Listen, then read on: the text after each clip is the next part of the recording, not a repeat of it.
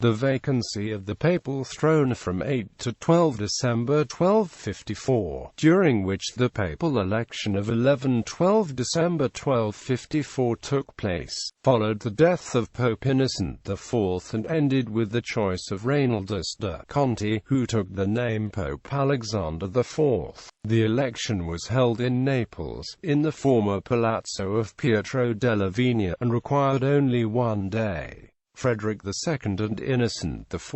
Innocent IV, who was elected on June 25, 1243, after a vacancy that had lasted more than 19 months, undertook as his most important task the destruction of Frederick II, who had been excommunicated by his predecessor Gregory IX on March 20, 1239, and by numerous other cardinals and bishops. He was compelled to flee from Rome on June 7, 1244. He reached Genoa on July 7, suffering from a fever and dysentery. There he remained until October 1244, when he crossed the Alps, reaching Lyons at the end of November. There he remained, living in exile, until the middle of April of 1251. He held a church council at Lyons in 1245, with some 150 bishops, a disappointing number, and issued an order deposing Frederick from the imperial throne, and his son Conrad as well. Louis IX of France attempted to mediate a peace, but was unsuccessful. Both parties wanted blood. There was even an assassination attempt against the life of Frederick, led by Tebaldo Francesco, a former podesta of Parma, who had been promised the crown of Sicily. When Frederick discovered the plot, 150 people were executed. In May 1246, a new king of the Romans was elected in opposition to Frederick with the active support of the Pope. Henry Raspe, Landgraf of Thuringia. Henry managed to defeat Conrad in battle at Nidda in August of 1246, but death prevented him from following up on his success. A new emperor, William of Holland, was likewise elected in October of 1247, but he was defeated by Conrad in 1250. Frederick's best friend, Pietro della Vigna, was accused of attempting to assassinate Frederick through poison. He was tried and blinded, but before he could be confined for life, he committed suicide. Frederick insisted that the moving force behind the plot had been the Pope. While campaigning in Italy, Frederick died of dysentery on December 13, 1250. He left the crown of Sicily, his initial inheritance, to his son Conrad IV, and, failing him, to his son Henry, or, if Henry was unavailable, in the last event, to his legitimized son Manfred. Pope Innocent was impelled to eject the Hohenstaufen and offered to Richard of Cornwall, the brother of King Henry III of England, both before and after the death of Conrad, and then to Charles d'Anjou, the brother of Louis IX of France. Next April, Innocent began his homeward journey by sea from Marseille to Genoa. He spent the summer in Lombardy, and arrived in Bologna in mid-October 1251.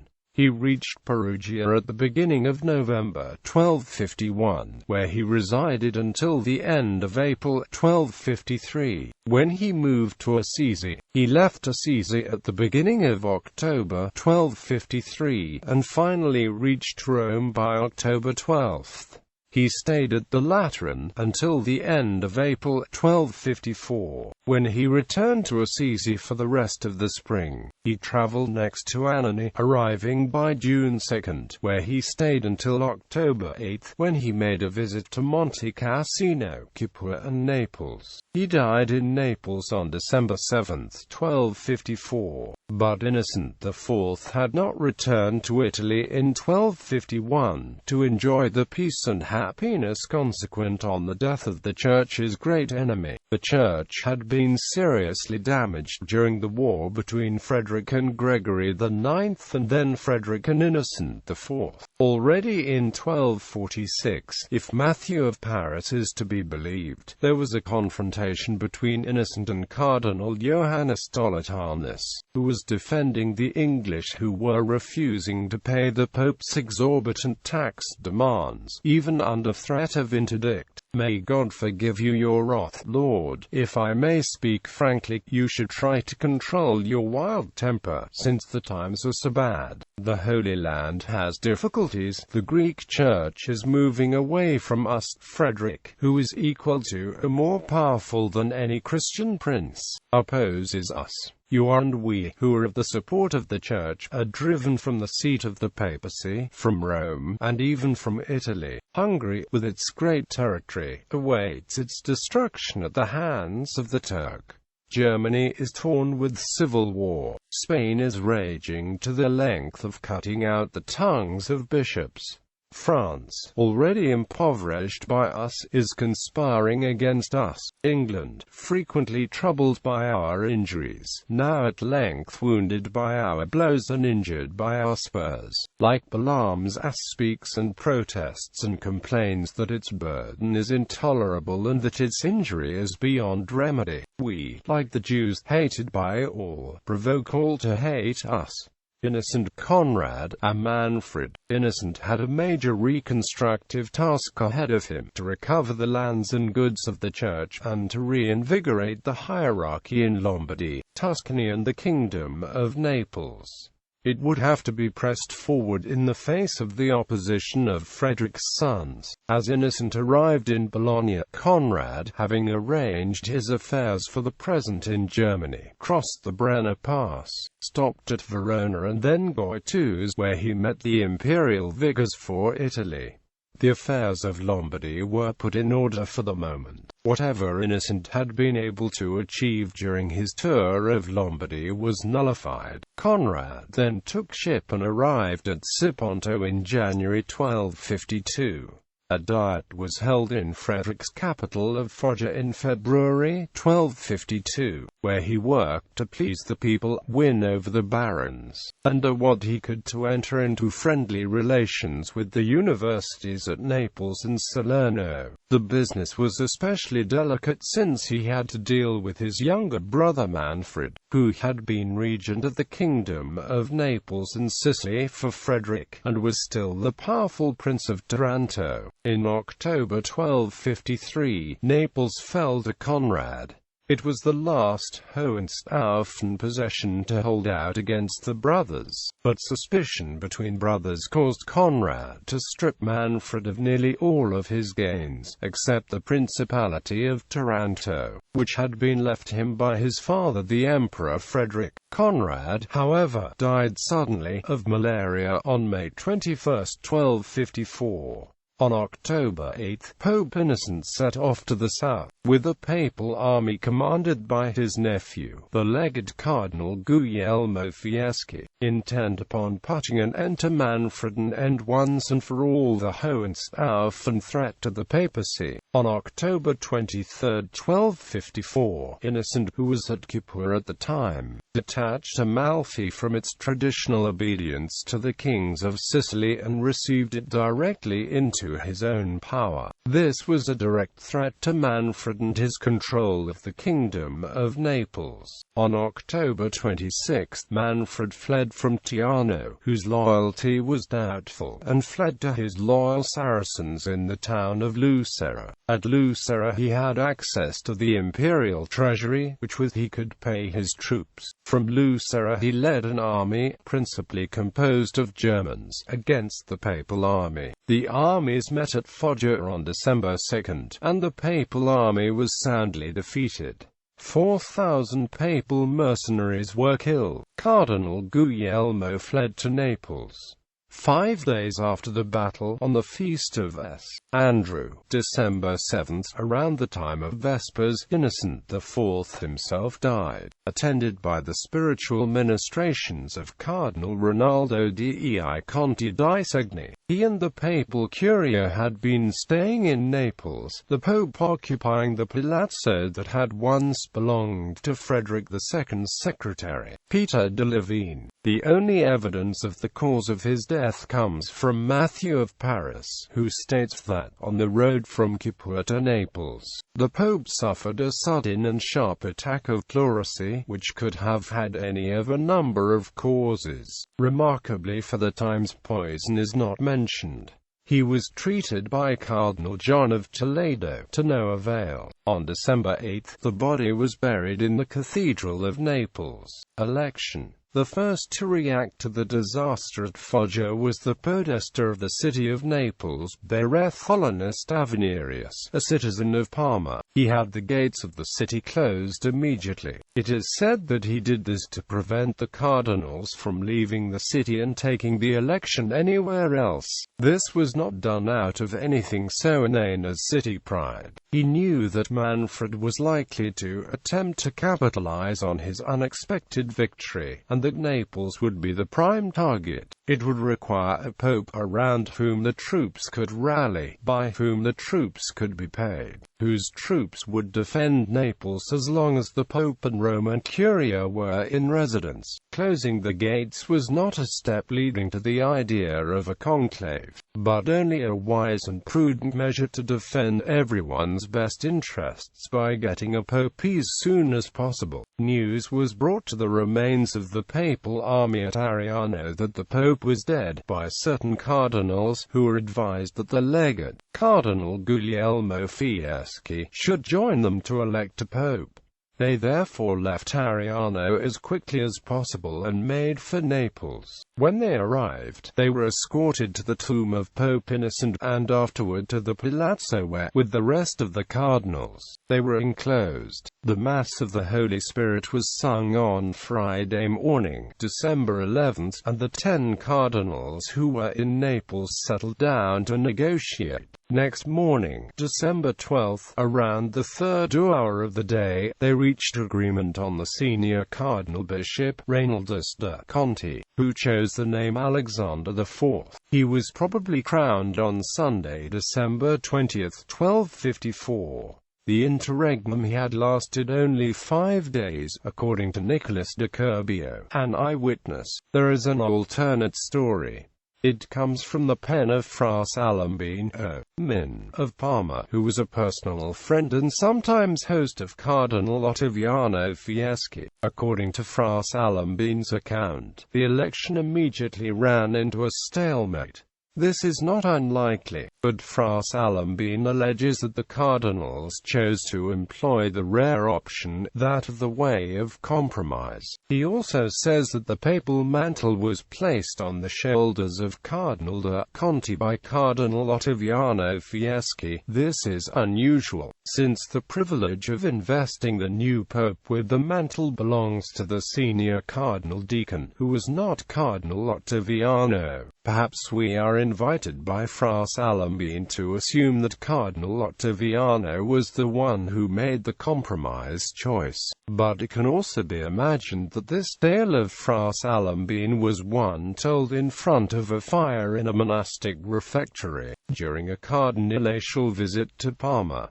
The tale takes no account of Nicholas de Curbio's account, and he was an eyewitness. It likewise flies in the face of the electoral manifesto, Quia Fragilis, of Pope Alexander IV, which indicates that the problem was actually to get him to agree to accept the papacy. In truth, it was a perilous position to be in. Cardinals, 1254. Pope Innocent IV had created 15 cardinals during his reign. 6 died while he was still pope. 3 cardinals survived from previous reigns. Cardinals not attending. Aftermath. Cardinal Guglielmo Fieschi's career seems to have ended. He was replaced as legate with the papal army by Cardinal Ottavio Ubaldini, who was also named papal vicar in Calabria and Sicily on January 16, 1255. Manfred's career as regent for his brother's infant son, Conrad, blossomed. After the victory at Foggia, he conquered or reincorporated into his kingdom of Sicily Barletta, Venusia, Ascerantha, Rapallo, Amalfi, Trani and Bari. Cardinal Ottaviano's mission was to raise an army to oppose him. Manfred's initial impulse was to avoid contact with the papal court, lest any initiative of his might be taken in the city of Naples and throughout the kingdom of Sicily as a sign of weakness. He resisted the advice offered to him by Thomas of Acerno and Richard Filangeli to open negotiations for a peace. The situation changed, however, when a bishop arrived from the papal court with orders to cite Manfred to appear at the Curia by February 2, 1255, the Feast of the Purification, to answer charges of the murder of Barelas of Anglono and of the injury done by the expulsion of the papal legate and the papal army of Apulia. The canonical period in which the citation had to be responded to makes it clear that Pope Alexander IV had taken the decision to pursue Manfred, rather than seek peace with him shortly after his coronation. Manfred replied in writing, excusing himself on the grounds that it was for the sake of his nephew, and not in opposition to the Roman Church, that he had done what was charged. He continued to refuse to send personal ambassadors to the Pope, and he certainly had no intention of appearing in Naples personally. That would be suicidal, a fact which is a valid rejoinder to the canonical requirement of personal appearance. A papal notary who was friendly to Manfred, Master Jordanus of Terracina, however, advised that he send ambassadors nonetheless. Eventually Manfred gave way and sent ambassadors to Naples, but when they got to the papal court they found that the Pope had already appointed Cardinal Ubaldini as legate and that Ubaldini had begun to raise an army. Clearly, peace was not part of papal policy, and judicial purgation of crimes nothing but a pretext. In choosing the course of confrontation with Manfred rather than conciliation, Pope Alexander IV had decided to continue the activist policy of Innocent IV, set in motion in 1251 when he returned to Italy, of completely rooting out the Hohenstaufen from Italy and Sicily.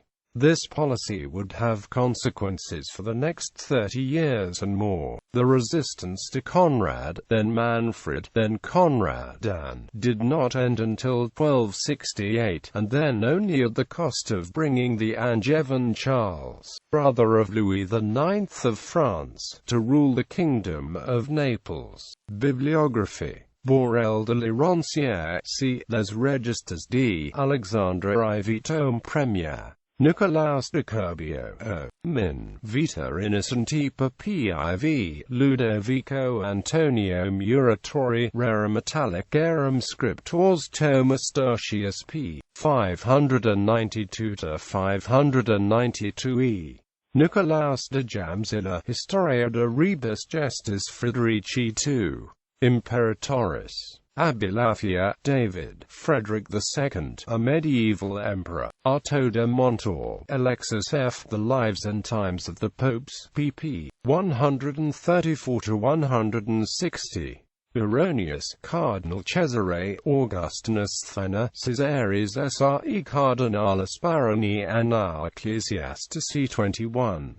Ubal Conradus, OFMCONV, Hierarchia Catholici Mediae AVI, Ab Anno 1198 Jus Cadanum 1431 Perducta Thomas Arditia Altera, Fica die Registan des Kaiserreiches, 1198–1272 2nd edition. Hughes, Philip, History of the Church, Volume 2, The Church in the World, The Church Created, Augustine to Aquinas 397–400. Cast, August, Geschichte Manfreds vom Tod Friedrichs II, bis zu seiner Krönung. Lana, John, Italy in the Age of Dante and Petrarch, 1216–1380. Levi, Guido, Il Cardinale Ottaviano degli Ubaldini, secondo il suo Cartagio ed altri documenti. Archivio della Società Romana di Storia Patria 14, 231–303. Mann, Horace K. The Lives of the Popes in the Early Middle Ages Volume 14. Manzelli, Raul, Alessandro IV, Encyclopedia dei Papi. Miller E. Conrad am van Hohenstaufen. Pagnotti, F. Nicola da Calvilla su et vita di Innocenzo IV, Archivio della Società Romana di Storia Patria 217120. Pispisa, Enrico il Regno di Manfredi.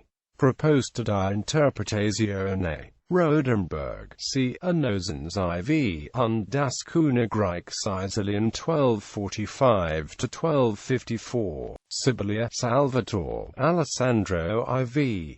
Tankoff, F. Papst Alexander IV. Vianney, Giovanni, Cronaca di Giovanni Vianney Volume 1. Wilhelmsen, Karl et Bibliographie zur Geschichte Kaiser Friedrichs II, und der letzten Staufe, Zeller, Georg, König Konrad IV, in Italian 1252–1254. Zoffel, Richard Otto, Die Papstwahlen und die mit ihnen im nächsten Zusammenhangstehenden Zeremonien in Entwicklung ihrer Vom 11. bis 14. Jahrhundert pp. 119–120.